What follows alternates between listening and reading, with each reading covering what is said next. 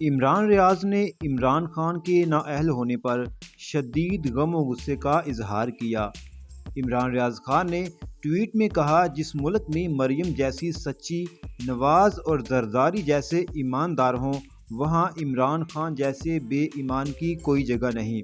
Army chief کو بھی خوب آڑے ہاتھوں لیتے ہوئے عمران ریاض خان نے کہا، چلیں مان لیتے ہیں کہ اب سے نہیں ہوگا، لیکن آج بھی اگر فوج سیاست سے بالکل آؤٹ ہو جائے تو عمران خان 2/3 اکثریت سے واپس آئے گا۔